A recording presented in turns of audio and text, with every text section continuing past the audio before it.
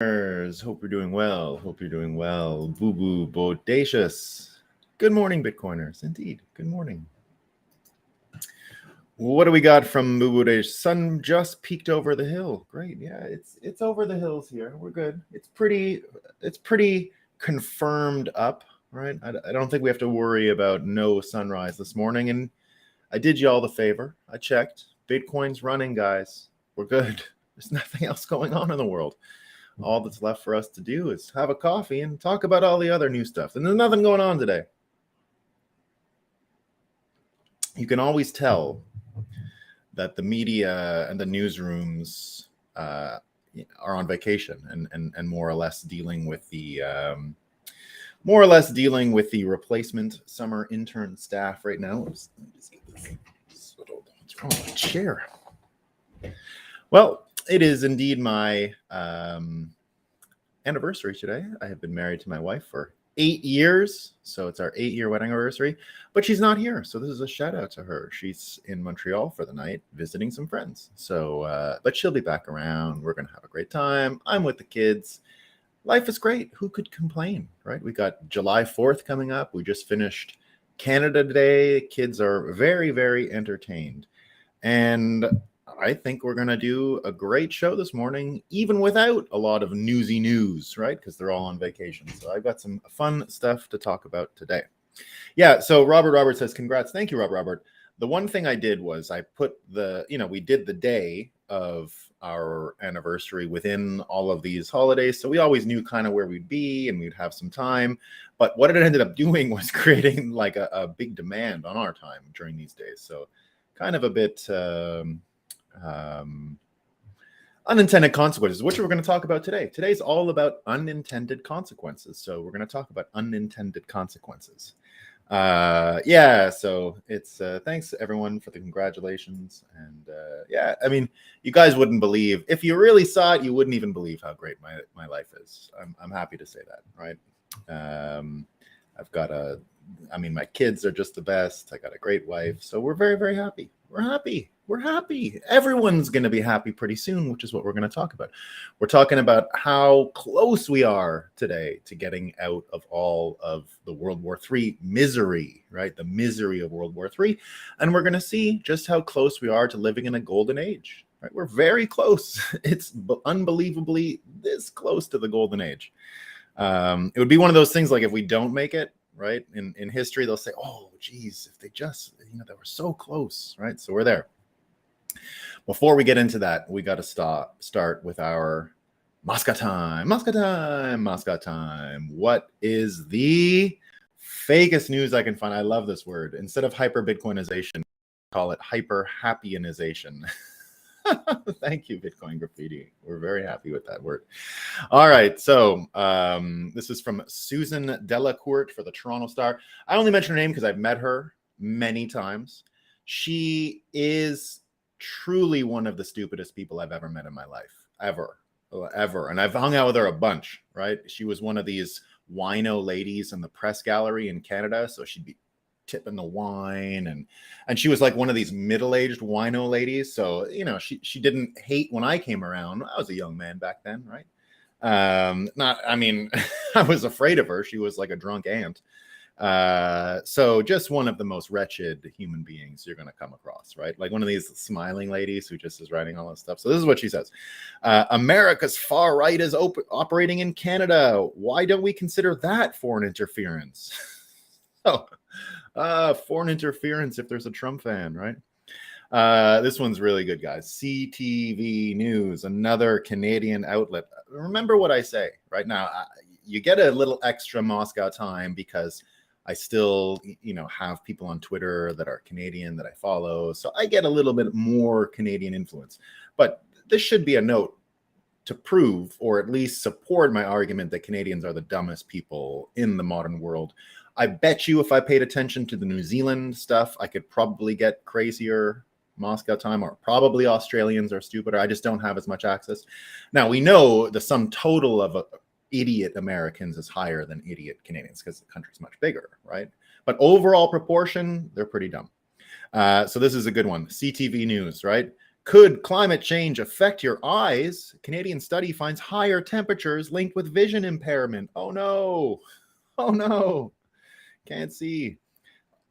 This one's my favorite, guys. This is from UK. They could make a run for stupidest too. They really could. Like it would be a heavyweight title between the Canadians and the British people and the Americans, but this one's amazing, right? If there was a heavyweight title and a British person pulled this out because their country was ahead, they'd win.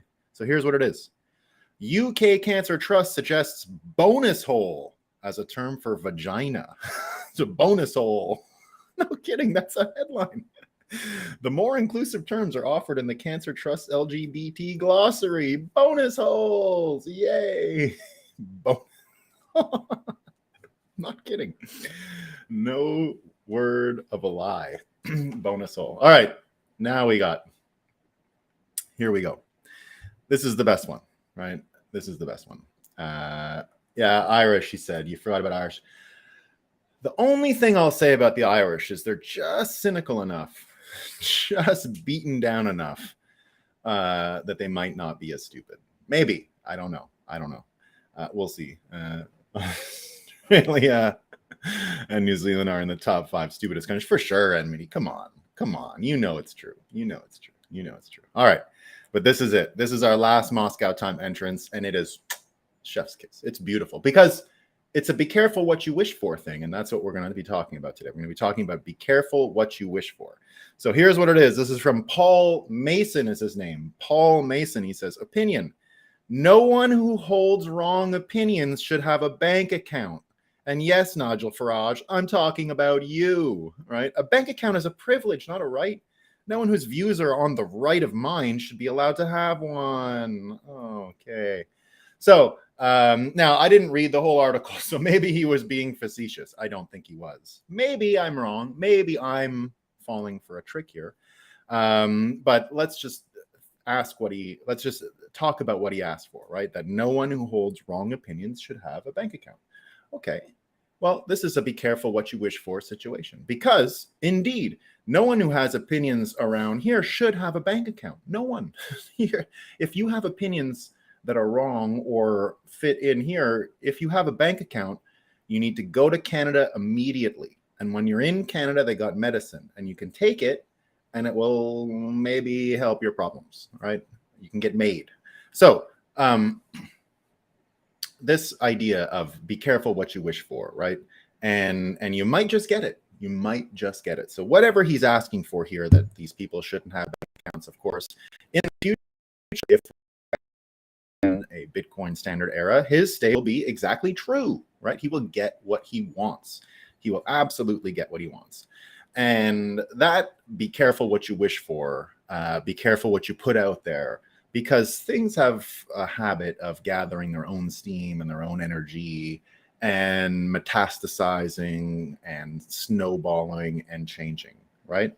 And I've thought about this for a long time. I am one of these people who believes that whatever you sort of put out there and ask the universe to provide for you, you will get it. Now, be careful. Be careful, because when you get the thing you want, it might be totally different. And this first story of the day, this is pretty much the only relevant news out there from the American perspective this weekend, because as I said, everyone's on vacation and what's going on. But because everyone's on vacation, the Biden administration on Friday night did something crazy, crazy, right? They went out and they re-censored or reclassified, I guess you could say reclassified, did not adhere to the Freedom of Information Act that was on top of it, which is the JFK files. The last of the JFK assassination report files are going to be reclassified and not divulged as they ought to have been. So Robert Kennedy comes out and said, it's not a conspiracy. It's not about conspiracy. It's about transparency. In a midnight Friday night announcement, the White House has delivered the bad news that President Biden will be maintaining secrecy indefinitely on some JFK assassination-related records. The assassination was 60 years ago. What national security secrets could possibly be at risk? What are they hiding? The White House announcement is unlawful. In 1992, the JFK Records Act was passed unanimously by Congress, with the promise that all assassination-related records would be released no later than October 2017. This promise has broken once again with this midnight announcement. Public trust in government is at an all-time low. Releasing these records would be a small but significant step toward regaining that trust. And now everyone talking about why is it secret again and what's going on here. Now, here's what I have to say about it. And remember, when I first started talking about RFK Jr. and predicted his emergence on the scene in America, I had no idea about Bitcoin related stuff. I had no idea he was coming to the Bitcoin magazine show in May. I hoped he would. I was starting to pay attention. I was starting to predict he'd be into Bitcoin, not because I had any idea about his opinions or anything like that. None of it, right? None of it. I started talking about him because in my worldview, in the way I see history, in the way I understand and interpret the 20th century, I see the JFK assassination as the end of the golden age, the fourth turning frame, right? So the fourth turning frame that you would use to understand the last 80 years in American history, all the way back to the Second World War, you'd see that from the Second World War to the JFK assassination, not quite 20 years. But in the fourth turning model, of course, we're dealing with 80-year history cycles. And in each 80-year history cycle, there are history blocks of about 20 years and about this time that it takes for a generation to mature. And so the golden age, so each of these 80-year blocks divided into four, right? A golden age, an awakening, an unraveling, and a crisis.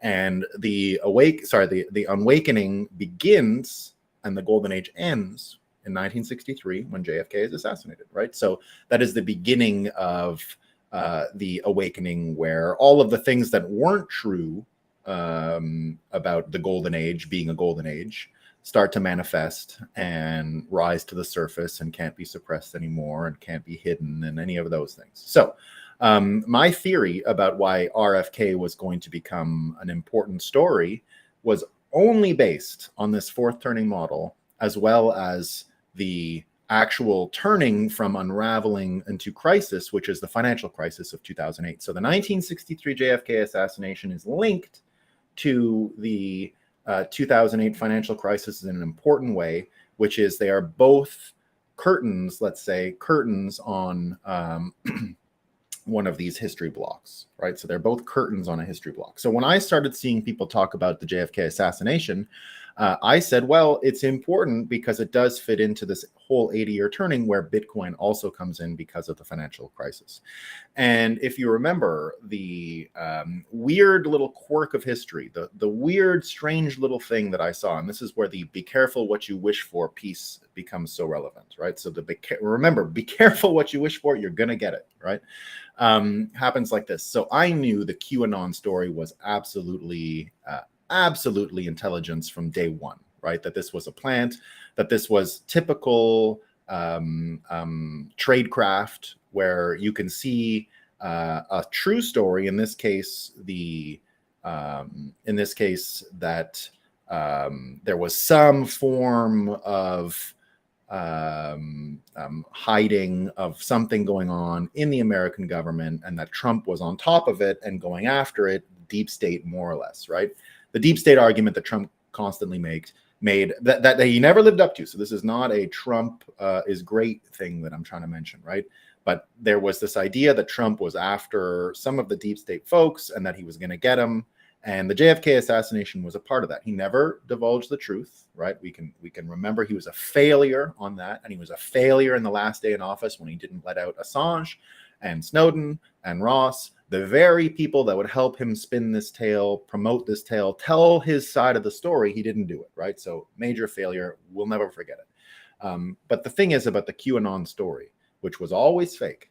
But remember, the tradecraft piece is you put a little bit of fakeness into a real story, and then you dilute it, and you use that fakeness in order to deny the entire story, right? So that's a very typical tradecraft technique.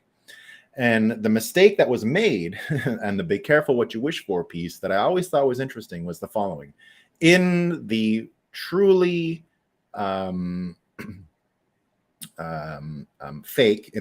fake version of the story that I believe was used to mislead Trump supporters, MAGA people, to put them down a line, to put them down a path where they would be seen as conspiratorial, crazy, and all that, which was part of what the QAnon management was about, right? QAnon was to manage people into a place where their story was incredulous, to take credibility away from the whole story. Part of the QAnon story, part of the QAnon, how would I explain? What word would I use? The QAnon deception or strategy or whatever it was that the deep state was up to, putting that story out and trying to find a way to infiltrate MAGA places, MAGA corners, right, with this crazy story, was the following, right? The thing that was so ludicrous, the sort of tell about what was wrong with this story was the following, that JFK Jr. was still alive, right? This is a real part of the QAnon story, by the way, right? That JFK Jr. was still alive, and that in all this stuff around January 6th and what was going on and Trump coming back and is he still the president? And, you know, there was a lot of crazy stuff. He hadn't lost the election. He was about to win. He was about to arrest all of these pedophiles and all this stuff, right? QAnon really went straight down that road, right? In their story, JFK Jr. was supposed to be still alive, and he was going to come out of hiding and help Trump. Right now, of course, I warned everyone in the time leading up to QAnon and January 6th that it was obviously fake. You should stay far away from that. And whether or not pieces of it are real, it looked like a setup to me. And indeed, when we see what happens on January 6th, now, I don't know if they're connected, right? I don't know how many people were led into that, how many people were tricked into it. But we've seen before that the deep state knows how to lure, entice, trick. And it looks like this story was just too juicy for some people to stay away. This JFK Jr. is a part of the Trump thing, right? Yeah, PSYOP. Thank you, Daniel. PSYOP. Yes.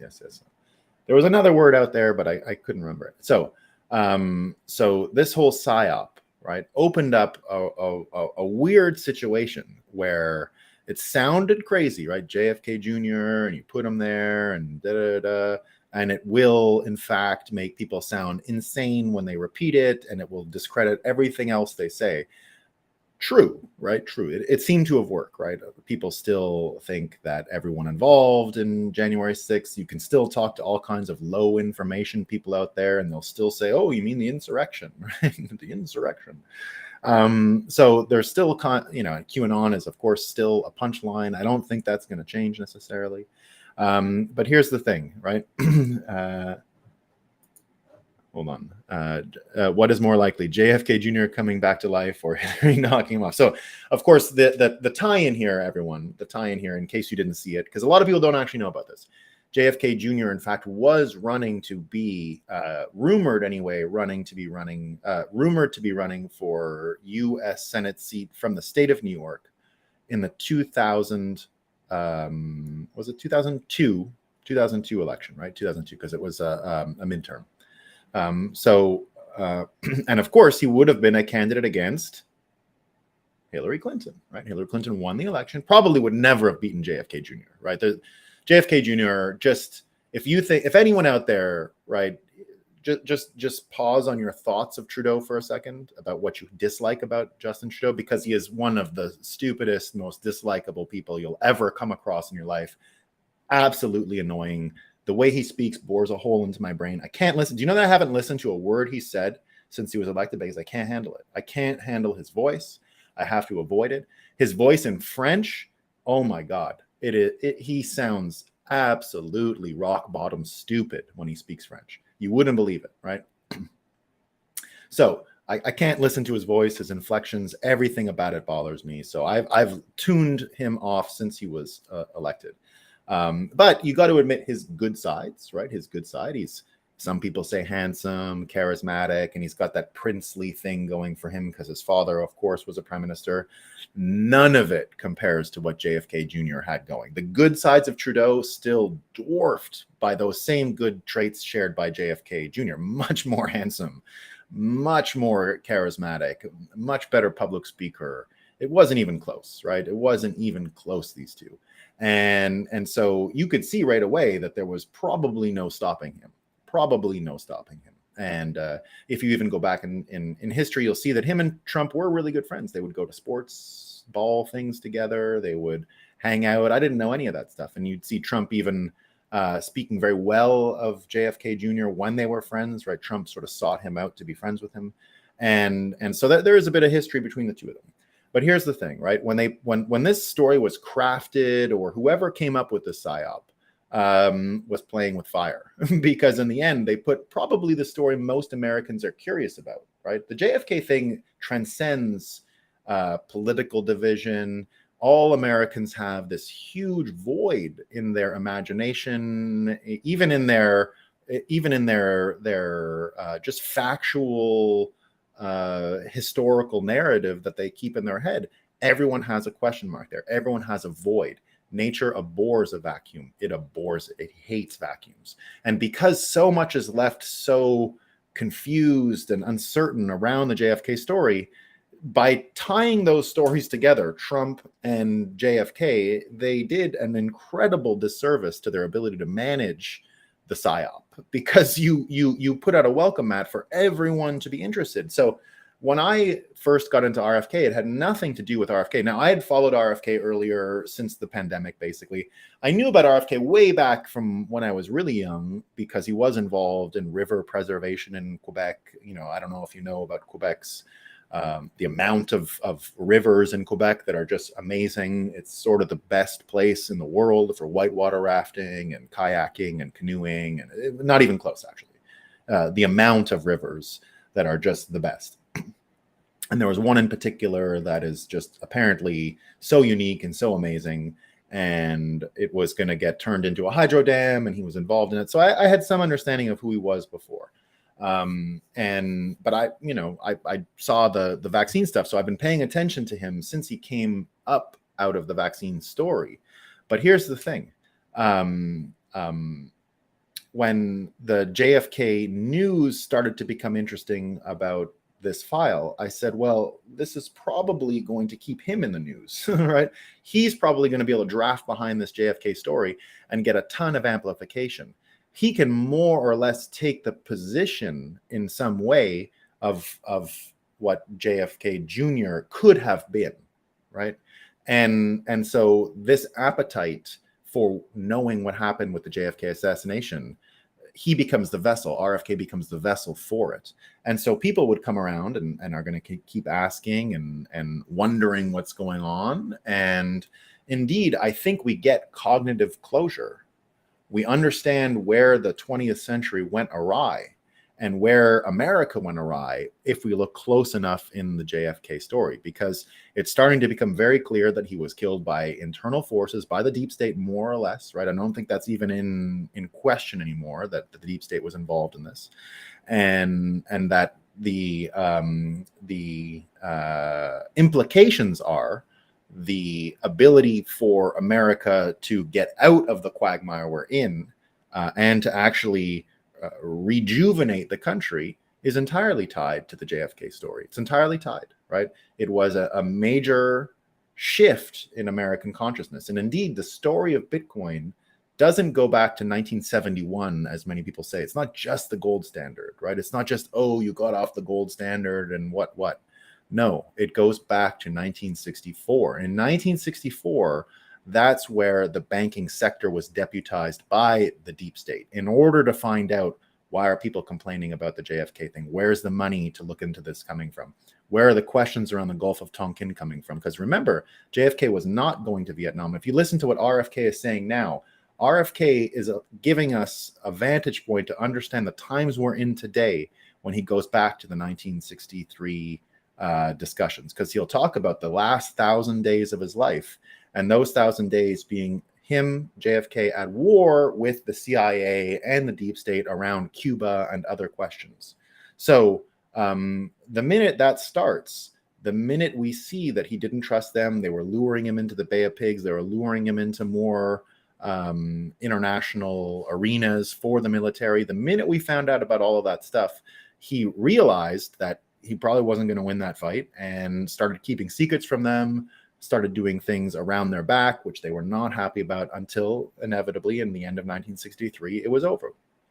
In 1964, you had to keep cleaning up the mess, right? So now we're in Vietnam, which he was not going to do. He was not going to put a soldier on the ground in Vietnam. When he found out they had soldiers on the ground in Vietnam without his permission, he lost his mind. He was furious with the CIA lying to him about Green Berets being there.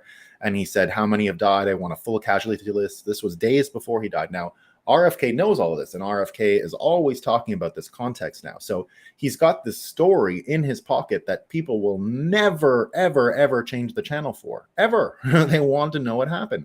They want to hear him say it. And RFK even has a really interesting story about it all. He was talking about it on Bill Maher the other day. That video already has millions of viewers, by the way, which I predicted that the Bill Maher podcast would go viral, and it has. Little clips have come out, and the whole thing has gone viral. Individual clips have gone viral. So that has been shared. That's been RFK's most widely shared content of the week.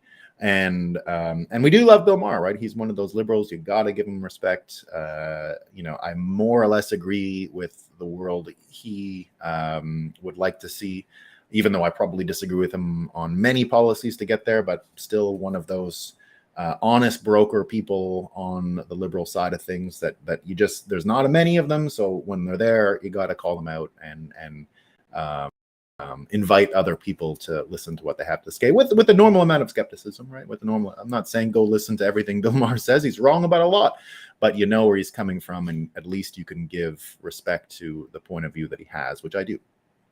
So he had RFK on, and they were talking exactly about these things, right? About RFK's own maturity around the subject. He believed the story just like that, right? When he was young, but only after did he start seeing that it maybe wasn't all true. And then finally, with his own father, when his own father was assassinated, he, of course, still believed that it was Sirhan. It was about Israel and Palestine, right? So let me just see where some of these comments are. I saw some of these about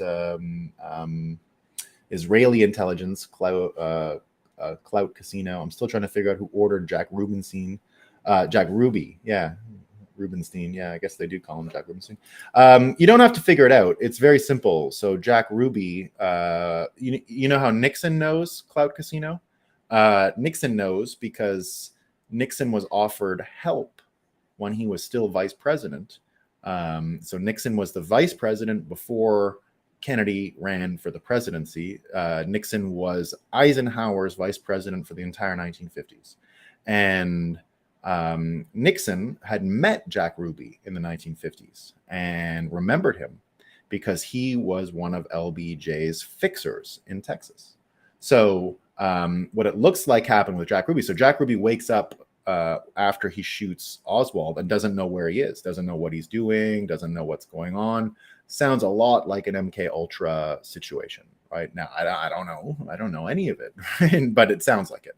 And that's why the MK Ultra psychologist handler is the person who went to meet Jack Ruby and said, no, he can't even be interviewed, right? He can't talk to this guy. So he ended up being declared totally mentally insane after he shoots him. So, but that's exactly what MK Ultra was experimenting with, right? How do you get mind control over people to get them to do things like this? So I think what you have here is someone who LBJ knew you could just donate to science, more or less. So Nixon always believed LBJ did it, or at least knew who did it, because of Ruby. And that's how Roger Stone wrote the book about the deep state and LBJ knocking Kennedy. Because Roger Stone is as close to anyone in the world to Richard Nixon. He has Nixon tattooed on his back. He's a very big Nixon supporter. He's the guy the FBI came in with the guns and everything when they had like they got a hot tip, right? And they were there to film when he was arrested. He's the Trump collusion, right? He was part of that. So Roger Stone, very eccentric fella. He's the one now calling for the cross ticket of RFK and Trump, by the way. That's been his, he's putting that energy out in the world. Probably tied to this QAnon thing, right? He knows how this stuff works. So he knew who Jack Ruby was.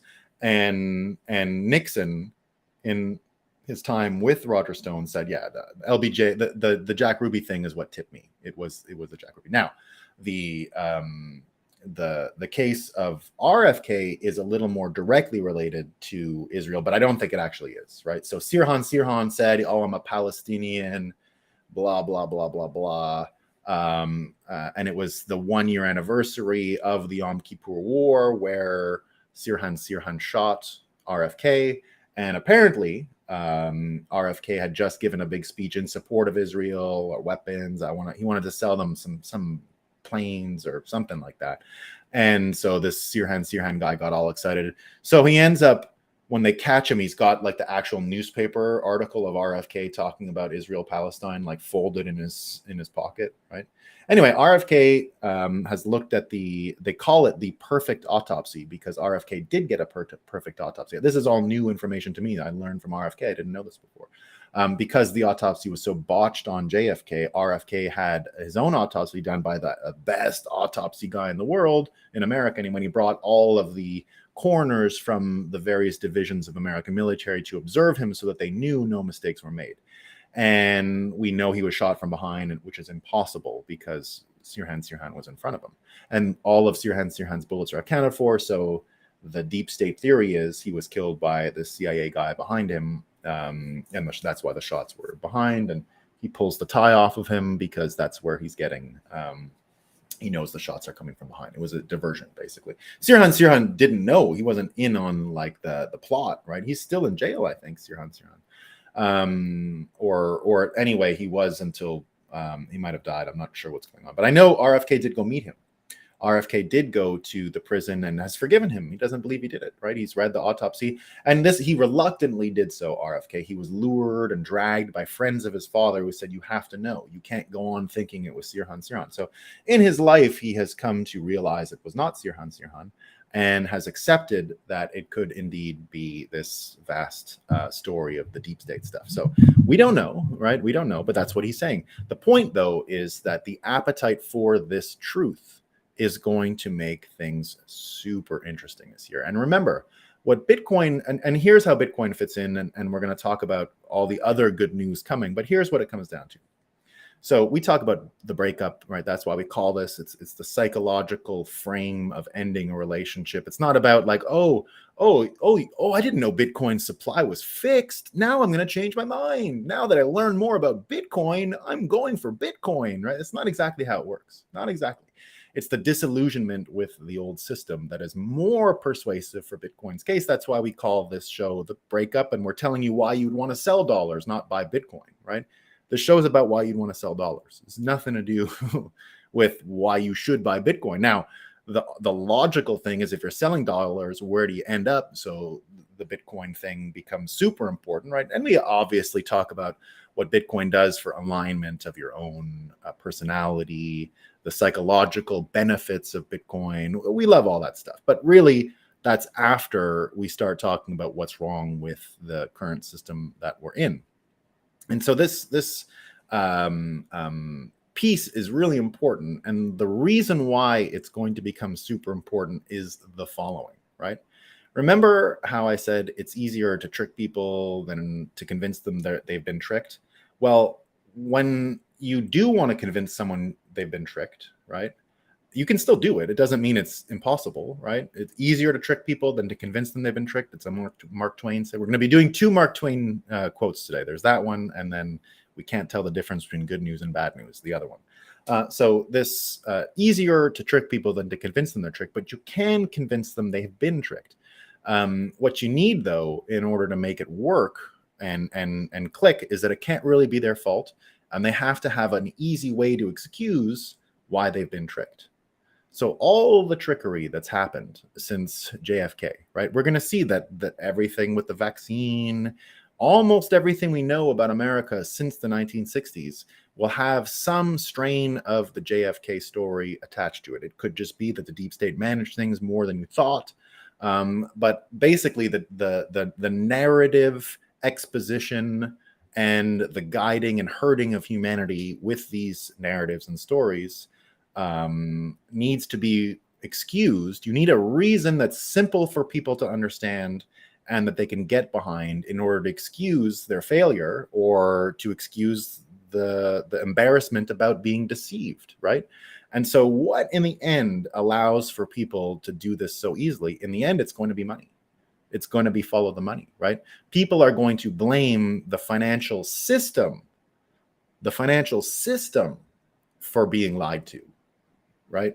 And once you start doing that, once you start seeing that the secrecy and the deputization of banks and the integration of the deep state and the banks go back to the JFK and Vietnam stories, you're going to be able to give people a very easy narrative. The money was used to lie to you, and you were deceived by people manipulating money about these very important things. We're going to see why you don't want state and money related in this way. The excuse, the fake excuse, but the excuse that people are going to use to embrace Bitcoin is going to be the hatred of the connection of the state and money that led to decades of being lied to, And that cognitive closure, that appetite for cognitive closure is going to make it popular to denounce the dollar, popular to denounce state and financial collusion. In the same way that this guy says, no one, remember Paul Mason, what he said, no one who holds wrong opinions should have a bank account. This is going to be a very positive statement in the future. You're going to say, yeah, of course. It's not going to sound, right now we take a statement like this and we say, I'm being threatened. No, you're not being threatened. You're being, this is a compliment, right? This is a compliment, not a threat. It's a compliment. And it's going to become obviously a compliment as we go forward. And starting, today already, we see it amongst Bitcoiners already, right? Now, I do not have any answers on what happened to JFK, really. I have parts of the story and all that stuff. I think there's still going to be surprises out there. I think we get the gist of it, right? But this is not about what exactly happened. It's about what will happen as the appetite continues to grow for this story to be made public and to be shared.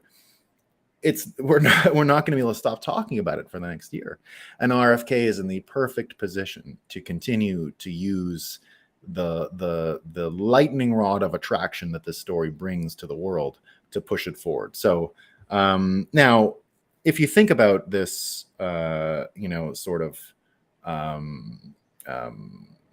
idea that within a short amount of time, the president who is so synonymous with the golden age of America, and everything in the first turning of the 80-year cycle when it was the golden age, the one who is most associated with convertibles and Mustangs and rock and roll and Ray-Ban sunglasses and everything that we have come to associate the later 20th century American culture with, is going to come into play in this story and allow people to start, having a real way of understanding the past few years, and also the perfect excuse to politically support the separation of money and state.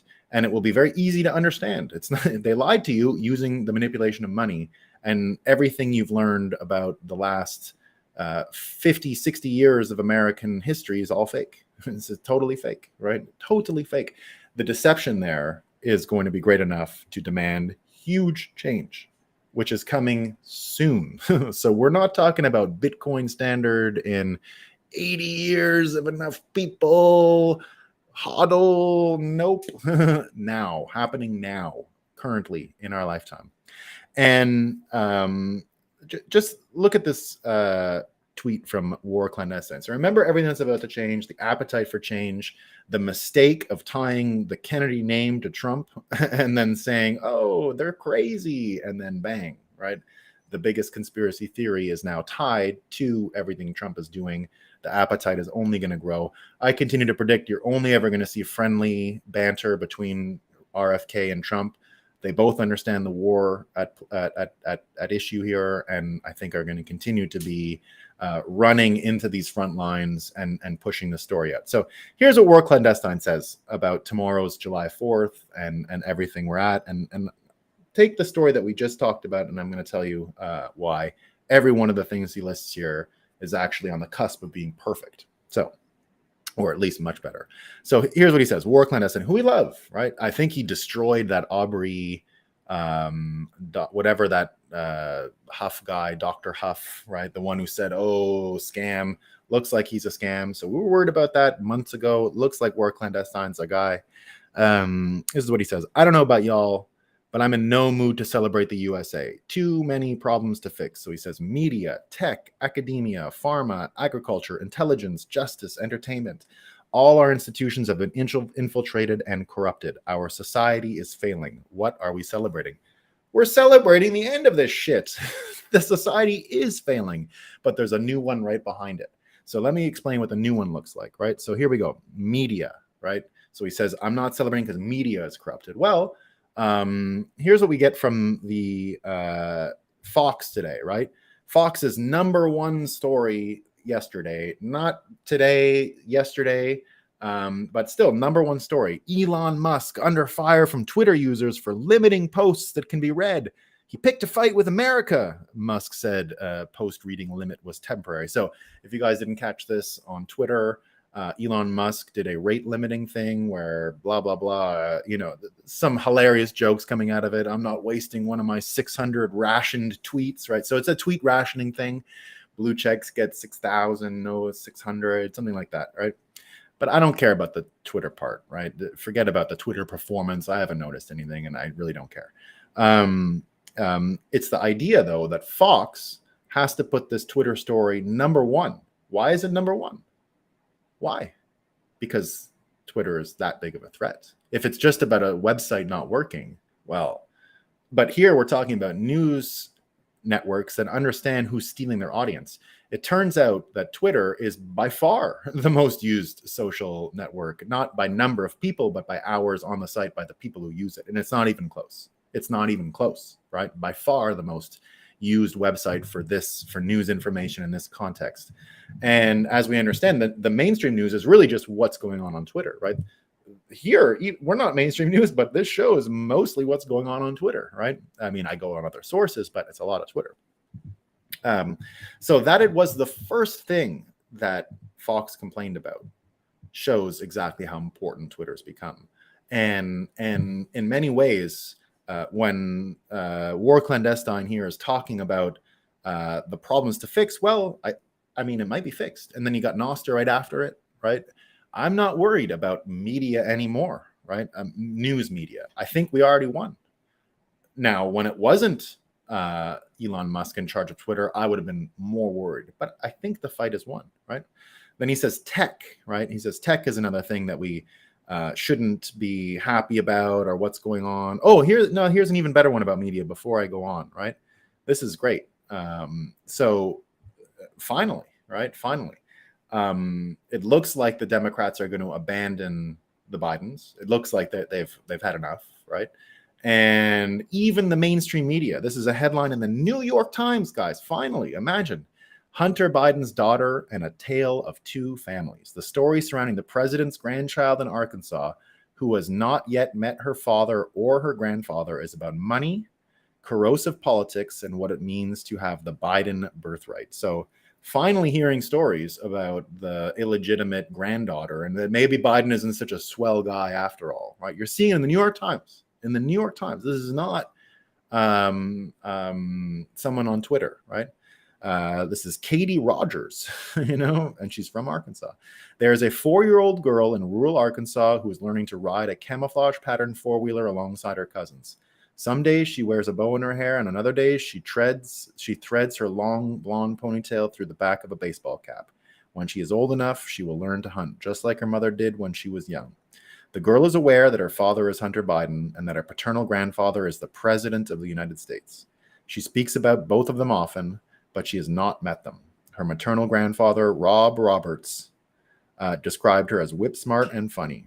I may not be the POTUS, Mr. Roberts said in a text message using an acronym for the president, but he said he would do anything for his granddaughter, right? So there you go. Actually talking about it now, right? Actually getting in there and talking about these things. So that's got to count for something, right? Now, another one about media, right? You can take this one for what you will, but I think it's important, right? So Trump gave a huge speech yesterday in South Carolina, and old Lindsey Graham tried to get up and introduce Trump. I don't know if you guys saw it. Lindsey Graham gets booed. All right, he can't speak. He doesn't make it 5 minutes on stage, and in the end, everyone in the crowd just turns their back to him. They boo him, and he doesn't listen. He tries to speak over them, and then they just turn their backs on him, right? So again, remember how appreciative we are of Trump destroying the Republican Party, right? That's great, right? It looks like the Bidens can help do the same to the Democrats, especially with RFK there. RFK will be as effective in altering the course of the Democrat Party as Trump was for the Republican Party. So instantly we can see with the media's ability to keep the two red and blue parties separated in fake prison of two idea choices about everything is exploding before their eyes.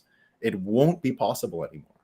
And it's clearly becoming less possible every day. How many people were divided about, some of these recent things like we saw the media, normally the big catastrophes, they get all kinds of attention. The Russia coup, nobody watched, right? So they're losing their power to divide people. And it's hard to not say that we're actually getting over it, right? That you can have someone like Lindsey Graham, an actual warmonger, booed by his own party that much. That is one of the best things that's ever happened to America. Like I can't think of a more recent thing that is better than that, right? And we're seeing it on both parties here, right? So now that the New York Times is talking about the illegitimate granddaughter, Lindsey Graham is getting booed, right? All great stuff. All great stuff. Oh, did you see there's these new pictures of Hunter that came out too? He's driving 172 miles an hour in Vegas, smoking crack. It's in the news, right? It's in the news. They're actually reporting on it, right? They're actually reporting on it. Even the Biden story, Jonathan Turley says here, aides have been told that the Bidens have 6, not 7 grandchildren. So aides in the White House, right, is breathtakingly cruel to this little girl. However, the first couple continues to cultivate their image as loving, doting grandparents as they shun this little girl, right? This is going to hurt them going forward. It has to be. It has to hurt them, right? Now that people are talking about it. It was bad when people weren't talking about it, but now that they're talking about it.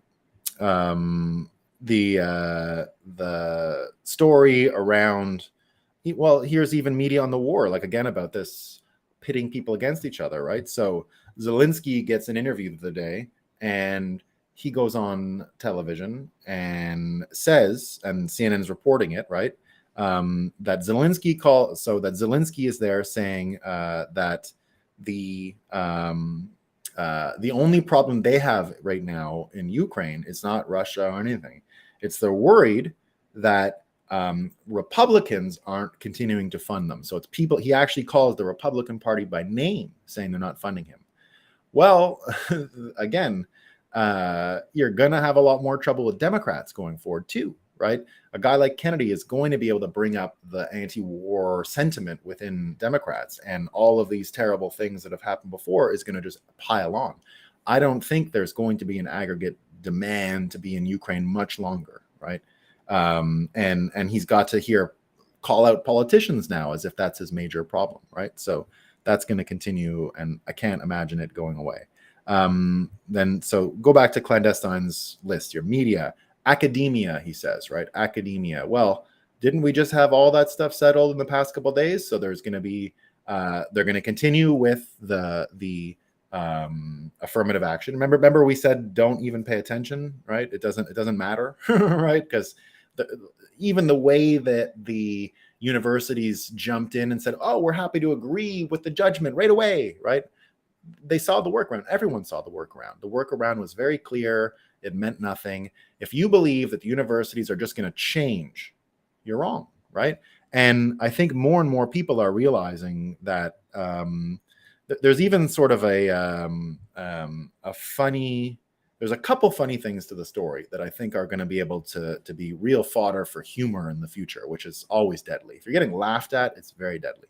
First of all these, and this is my why it bothers me that so many conservatives, let's say, think this is a super important issue, right? Do you know which black kids are getting the affirmative actions? It's all the conservative kids. It's, of course it is. It's not like, it's not, anyway, that's another point. But this is the funniest one, right? So this is The Atlantic, a eulogy for the world that affirmative action made, right? But isn't it amazing that people are terrified that white elite liberals are now, right, with this thing, are going to shut out other people because of the color of their skin? There's no conservatives in any of these universities, by the way, right, running any of the administrations. They're trying to blame MAGA for kicking them out, right? But who's in charge of these places anyway? They're going to have a workaround. People are going to laugh about it. It won't matter. But it's focusing the conversation, right? Because academia is a completely is a wasteland. It's not going to be that in the future. We're not going to change academia. We're not going to do any of those things. It's just finished, right? Rotten to the core. And there's better systems out there to teach people anyway. And especially with technology coming online and everything that's going on with that, we're going to have no problem with AI and all these other things, right? Schools existed because the books, we needed a place to put the books, and you went to the book depository, and there's another JFK thing, book depository, right? The only other time you'll use that word, book depository, right? So the book depository thing, both in the JFK story and now, not a motivating factor anymore, right? It's not why you have to go to school. The books are in the air. You can get them anywhere. And so we're not going to have to go to the schools, but it's focusing, I think, the question on the important part, which is where you do want a lot of work done in education, which is the younger ages, because by the time they're in college anyway, you're not fixing much, right? You're not fixing much.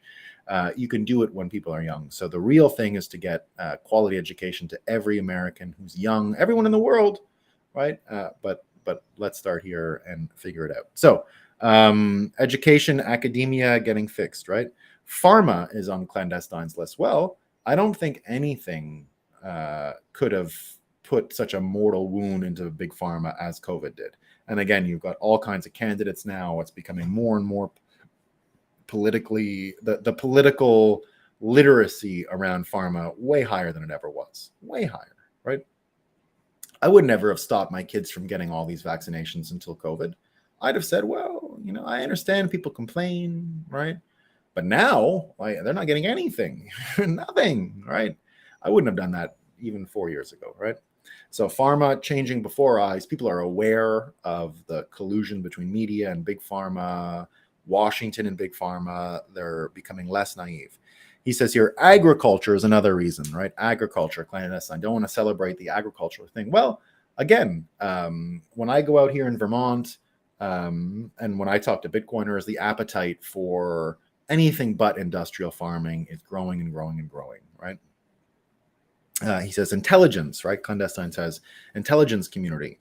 Well, again, the JFK story is going to be enough to completely rip it out root and stem. I think it's over after this. I think the deep state actually will be drained, right? The swamp.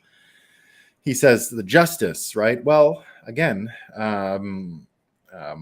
our capacity for change, because we're about to be shocked about the stuff we've been lied to about, we'll change that. And then he finally puts entertainment, right?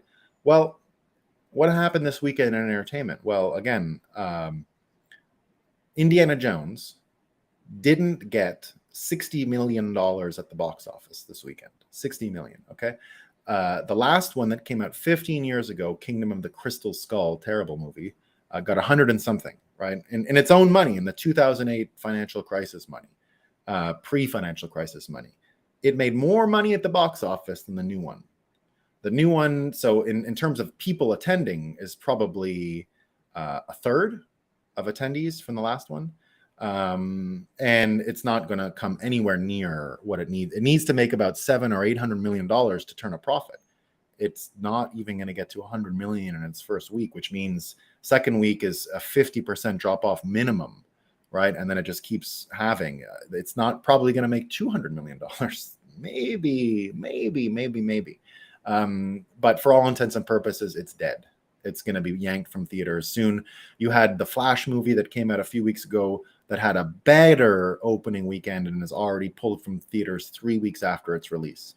And I can't imagine this Indiana Jones movie making it much longer than that. Disney, one failure after another. There is a limit to how much they can fail. They're firing people all over. Who's going to watch any of these movies? They've killed Lucasfilm. It's dead. I, as the biggest Star Wars fan when I was younger, loved Indiana Jones. I went Indiana Jones, the Kingdom of the Crystal Skull. All right. I was getting back from Israel. I had just gone to Israel for like 2 weeks. I just graduated law school. I went to Israel for 2 weeks. I can still remember it coming out. And my plane landed, and my wife was at work at the time. The very woman I've married was working at the time, 2008. I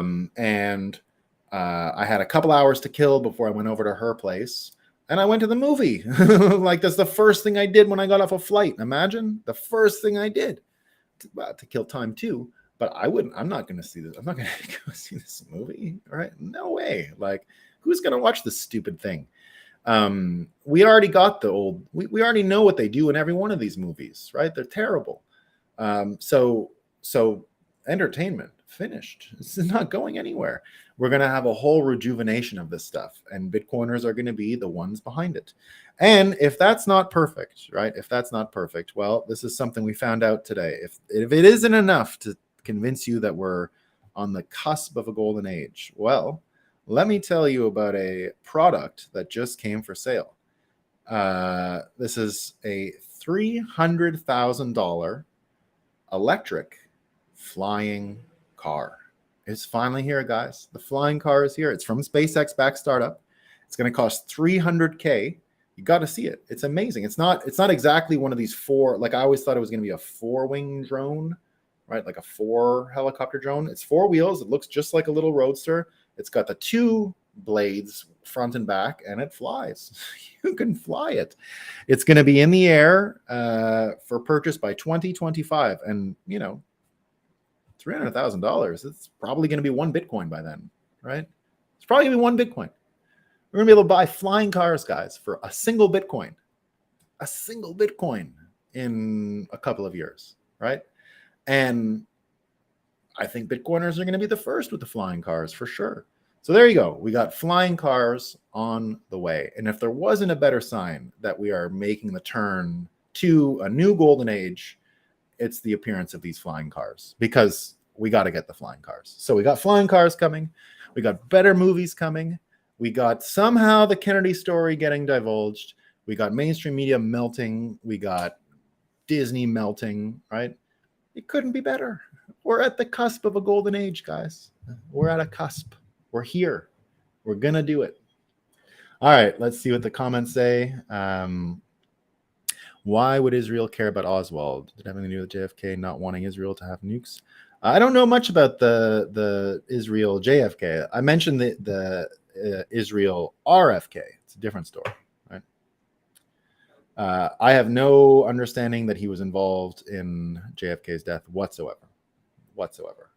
Cubans, yes.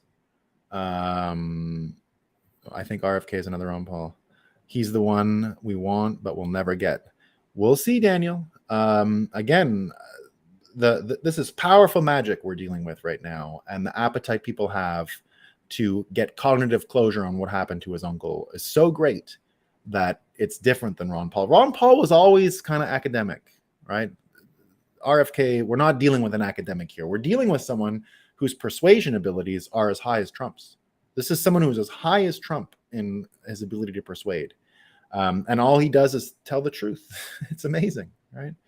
It's amazing. So there you go. I was a Ron Paul delegate and tried to get him elected for 8 years in my young adult life. Man, that guy was inspiring and always doing and saying the right thing. He sure was. But again, not as persuasive as RFK or as Trump, right? You gotta. I love the guy, but has some limits. JFK wanted to reinstate the U.S. Treasury as the issue of currency and get rid of the Fed. That, in my opinion, is what got him. A lot of people think that. Yeah, I think it's just not playing. I think it's the CIA thing. I think it's not playing ball and not wanting to do the forever wars. But that's just me. Wow, that's crazy. Thanks for the info. Yeah. I never heard of the LBJ connection. I'm butchering this info. Maybe. Look, I'm not Bob. I am not a JFK expert. I just think that there's a connection there, right? That's genius. The scapegoat is the system, ignoring the fact that we are complicit in that system. It works nonetheless. Yeah. It's a fake because, Daniel. It's a fake. It allows everyone to keep their pride, which is the problem with the ego-based admissions, right? Like when you have to admit something and your ego won't let you, cognitive dissonance or whatever. Having a scapegoat is real helpful. And the whole JFK thing, the scapegoat can very easily be the 60 years, of deception that happened after can be easily explained away in your own mind by realizing the ill effects of government and money being connected so intimately.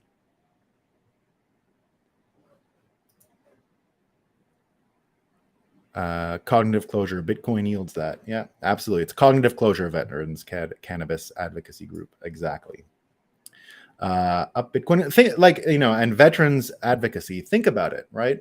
Even the veterans, they need to know what they did all these years. They've got to have a way to make it make sense. The dollar and Bitcoin can make everything they did make sense, right? Easily. Nice flying and thanks, Clout. Yeah, that's where we're headed, man. He's also the time where we're all figuring out that many of our friends have serious issues thanks to medicine provided the last couple of years. Perfect timing. Agreed with that. Yeah. Does anyone in America really think that we're doing great with the health? We're not, right? We're not. You ever going to talk about Bitcoin? Well, sometimes we talk about it. Yeah.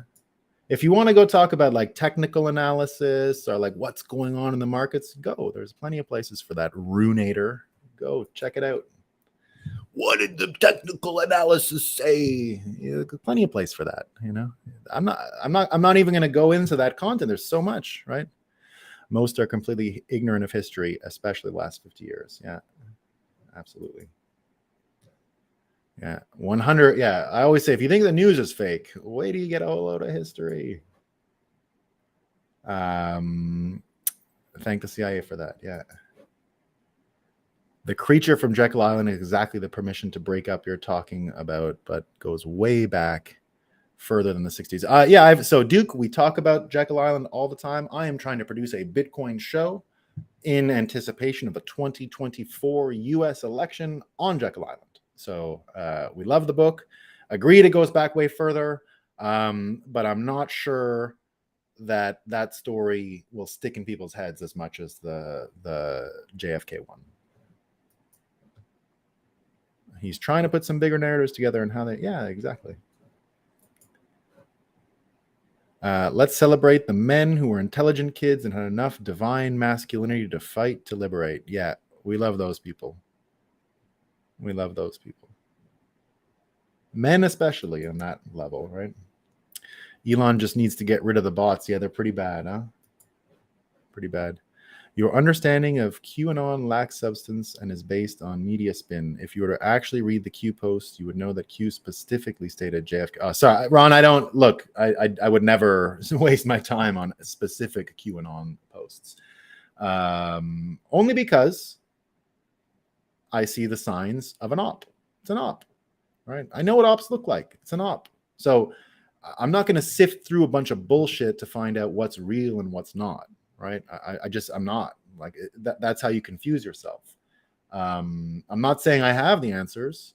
And I did say, I bet a bunch of the QAnon stuff is true, a bunch, but ops work by associating fake crazy shit, and then poisoning the well. So, that's how I see it. But I appreciate what you say, Ron. I'm not saying I'm not saying that, Chamath says he sees this ruling on affirmative action having a domino effect on ESG. ESG is already dead, Justin. I already think it's a joke, and anyone pushing it is going to come into the same troubles. So Those who have read the Q posts are the ones being victimized. It is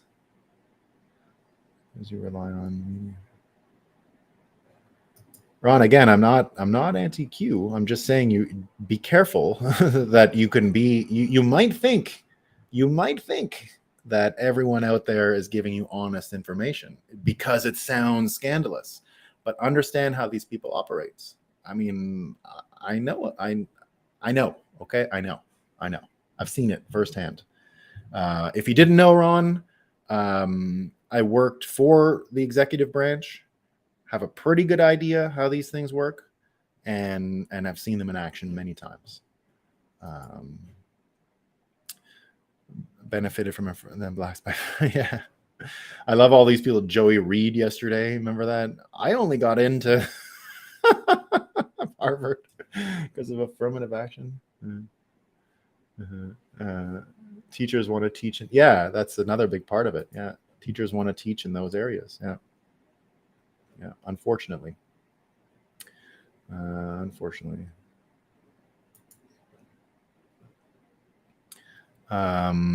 Academia would be funded by students realizing there was no value. Yeah, it's also the all that stuff. 4 years ago we all trusted doctors. So I never have. I've been an anti-doctor guy. Not never, but ever since I was a law student and I started getting bitter about like, why are we the bad guys? So like, why can you meme lawyers to being the worst people in the world and you can't with doctors? And I started to understand a lot about that. But you know what I love about doctors? Let me see if I kept the tweet. 1 second. So first of all, do you know that at most banks, they have to have their own financial advisors and stuff? There's like a special division about doctors because of how stupid they are and bad they are with money. So remember that, right? So first of all, very stupid and bad with money.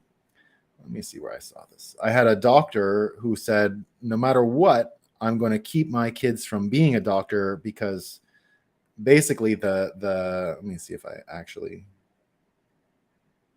saved it. No, I don't think I did. So the point is though, this guy says, I'll never let my kids, he's a doctor. And he says, he said it on Twitter, I'll never let my kids be a doctor. And he's like, you don't make that much money for the amount of work you do. And the work-life balance is terrible. You never see your kids. You never do. No. So I've already known that they were financially illiterate, right? Because you spend enough time with these folks in your social life and you'll find out that they're not, other than like, oh, your arm is broken. Like, they're not good at anything, nothing. And I got a lot of doctor friends, a lot. Some of them are super smart. I'm not talking about their cognitive capacity, right? That's not quality of life and all. You'd have to be kind of dumb in the end. You would like. You want to work 80 hours for like $300,000 a year? Well, have fun.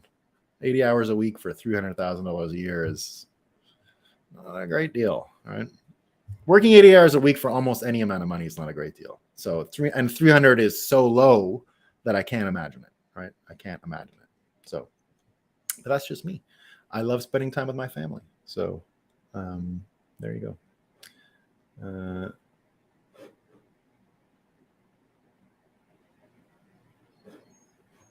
Oh no. Oh no. Terrible clout. Bad story. What replaces college as a place to come of age? Invent your. Well, I do. So when I mentioned that part of colleges the other day, Daniel, I will say that I still think there is a role in there for especially immigrants. I always thought college was great at getting immigrants plugged in America.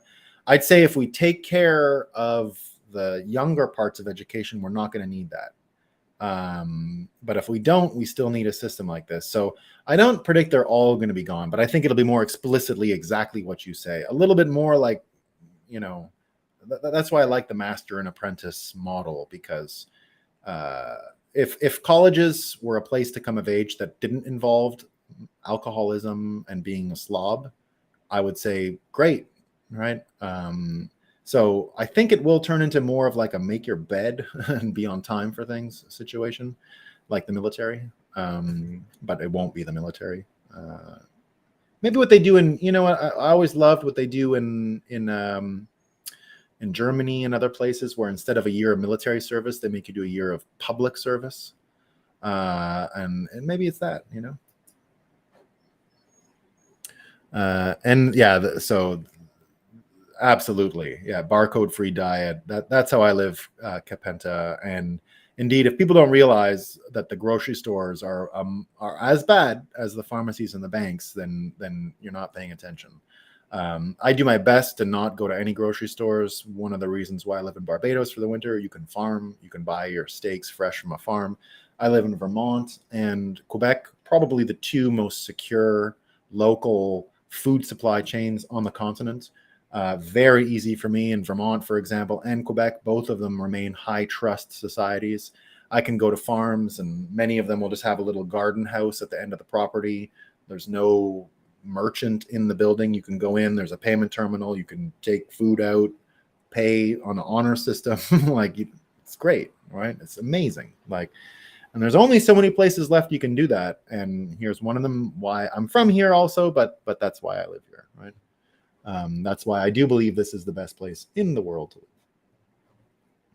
live. Clout says, yeah, had to rush to the hospital. 30 days, terrible. Yeah, it was right at the start, so I never got the shot, he says. I was scared as hell after seeing what happened to him. Yeah.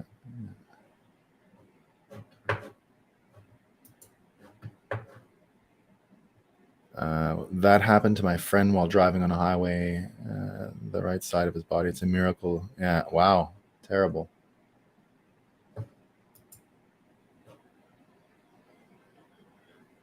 I honestly don't know. Maybe we go back to the old apprenticeship ways. It would work for most jobs. Yeah. It might be a case where the government steps in and guts the crap from college. Well, I think part of it is by putting some of the financial burden on them will fix it. Right? I think that'll do. As we know, people who just drop dead, even worse. Yeah. When am I gonna buy? When am I going to buy a flying car? I don't know. I hate driving to begin with. I really do. I'm not a big driver. I like driving around here, but I don't know if I'm going to be a pilot. I think I'll continue to like getting rides from other people. So it probably won't be me. Plug the bonus hole. Bonus hole. Yeah.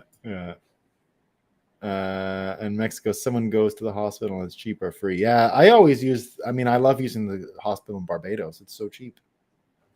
Won't let your husband get a flying car. Go too fast. Good morning, Bitcoiners. Indeed. Clout wants to trade some SpaceX stock. Yeah, not a bad idea. To Waldorf education. We happen to live near. Yeah, Boo Boo. Yeah, I bet you that's good. Yeah, I've seen some of those. Waldorf school. Yeah. Learn that resources are best applied in the. Yeah, I've spent an unbelievable amount of time with my kids since they were born, more than most fathers in history have, I'd say. So I've been loving that. Yeah, it was the CIA. Heard that nattokinase can help reverse effects. Let's hope lots were placebos, but just in case. Yeah, you saw that big muscle weightlifting guy who died of the shot, but it also, he got it all cleaned out, but he was on the gear, right? He was taking other shots a lot. So I don't buy that it was the COVID in his case. The stars are indeed aligned. Yeah. The stars are indeed aligned. RFK all the way, people are saying. Yeah. Ron Paul, not a Kennedy. Yeah. Well, Kennedy name still matters to the voters, so he has to be. Yeah. I think it does matter. Yeah. I think it does matter. Check out the black fly flying vehicle, supposed to be the price of a top end. Wow, I didn't know that, Vaughn. Well, I think there's going to be a bunch of them. People disenfranchised. Any tips on how to bring in the people who are currently completely disenfranchised by the current political system / climate? Well, that's what I try and do here.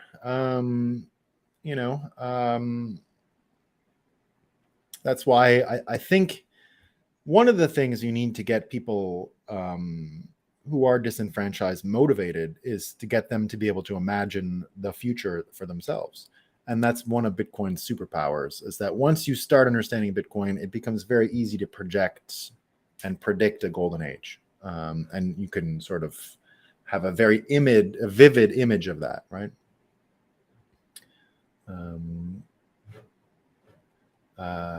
RFK brings so much. Yeah. Because in advocate, I agree. I love the American history stuff too, Mrs. Calabrese. Would you ever interview people on the show? I would, Capenta, but I don't trust any technology to work as intended. And so I wouldn't, doing it every day, I couldn't interview someone every day, right? That would be too exhausting and difficult and coordinating, and I go early and what would happen and so that doesn't work. But I would have no problem interviewing someone. It's just the tech sucks. But I can do it through Restream. I've done it, and I go on other shows sometimes. So I'm going to leave, and I do interview people at the live events. So we'll see. One day, if I get RFK on, we'll do it. Okay, maybe I'll ask RFK if he wants to come on the Breakup one morning, and then I'll interview him. That could be a lot of fun. We'll ask him. My sister tipped me off to Ron Paul in 2008. Dr. Paul's message to me was to pay attention to our U.S. Constitution and the Federal Reserve games. He was right about that. He was right about that. Right. ESG is just trying a rebrand. Yeah. Conscientious capitalism. Yeah. All right. Follow the money and education. I'm going to have to run through a bit of these quickly. The food is organic. No need to ask. They laugh when you ask. Yeah, exactly. Hotel got us. Yeah. Oh, I got someone saying in Alabama it's the same. Southeast Alabama the same. I can get any veggies and meat right. Beautiful. Great news, George Ryan Walters. Capenta, law is the only thing I would recommend as far as a liberal arts education. It is a liberal arts education. So I went to law school, and what I like about it is that it teaches you can't really put too many politics in the law, right? But what it teaches you is that you can see society, I guess you could say, as an engine, and you're a mechanic now. And you can, a little bit of this and a little bit of that. So just for that benefit, 100% worth it. Law school is worth it. Now, don't pay a fortune for it, because you can learn a lot of this stuff on your own, and there's a lot of good classes, and there's a lot of good cheap law schools. So I would have a different impression if I spent a lot of money on it, I bet. Because I don't technically make money as a lawyer or directly related to my degree, but it's a very useful degree. And, there you go. Oh, Cloud Casino going to feed their chickens. There you go. Uh-huh. One of my doctors is an ETH Max. They're very stupid people. They're honestly they're so dumb. Now, I got a lot of really smart doctor friends that everything I'm saying is not true, right? It's not all of them. But I know enough of them that are not smart, right? Too busy being a doctor, too busy having everyone tell them they're smart, so they don't really know why they're not. Right? Whereas a lawyer, by nature and your skills, you argue with everyone around you, and eventually you learn. So one of my superpowers is I know how to say when I'm wrong. I'm one of the rare people that in an argument can change my mind and be convinced. That almost never happens, right? And law helps you have those logical frameworks that can apply. We're not logical beings, though, so don't look to it to change your nature. You'll still be as flawed and stupid as every other human, even if you go to law school. But good tools. All right, team, that's all I got for today. I'll see you all tomorrow for a special 4th of July show, and I'm sure the news will be low quality again and not too much of it, so we might have to have another fun one with flying cars and JFK talk. Thanks, everyone.